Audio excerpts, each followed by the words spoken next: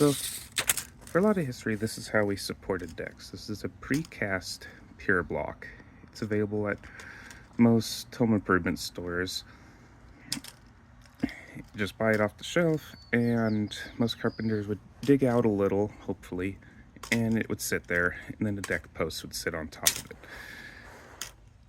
These have worked fine for a lot of years, but modern code goes a little more substantial. So now what we have to use is poured-in-place piers in most jurisdictions. We're in a temperate climate, so they don't have to be as deep.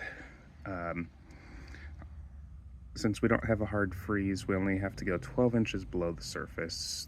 Colder areas, they'll have to go 2 to 3 foot usually. So this is a little deeper than 12. And this is essentially our form. It's called sonotube. It's a cardboard tube, 10 inches in diameter for this one. It's whatever the permit calls out, or the blueprints call out for. And it'll actually be up just a little higher like that. Have to put something in place to hold it. And that's actually what we put the concrete in to support the deck.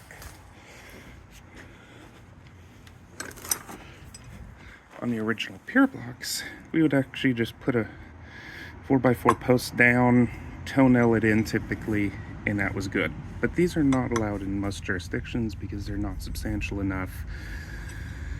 You can get, because it's basically just sitting on the surface, you can get movement, especially in hard freeze areas. It's not as stable. So most jurisdictions no longer allow these for any permitted decks. With the poured-in-place piers, it'll be full of concrete, and we'll actually have an anchor bolt sitting there that it'll bolt the deck down to. There's other methods attachment, but it needs a secure method attachment so that it does not move. These are much more substantial, a lot more like the foundation on a home. When you get into these older homes, yeah, that's literally the house sitting on pier blocks. That's how they did it 150 years ago. They didn't even have precast pier blocks back then. They literally would use whatever they had, but that's not today's code because we have earthquakes and we don't want the houses falling on or decks shifting, and so now we have to use poured-in-place piers for most jurisdictions, and that'll be filled with concrete, much more substantial. We have to put in a lot more. For this small deck, we're gonna have 1, 2, 3, 4, 5, 6, 7, 8, 9, at least 10 of them. 10 or 11, I think, because with the support that roof also, it was just sitting on pier blocks, and now we'll have to do a little more substantial ones for it. Hasn't been dug out yet, but this is where the piers will be for it. So they're actually going to be about an 18 by 18 concrete pad.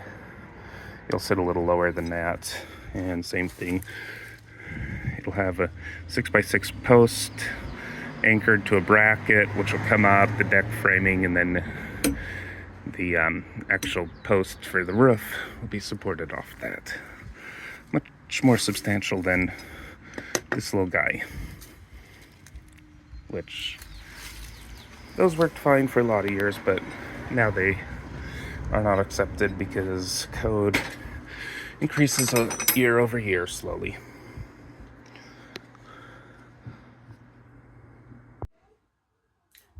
This is Travis with Humboldt Renovation and Design.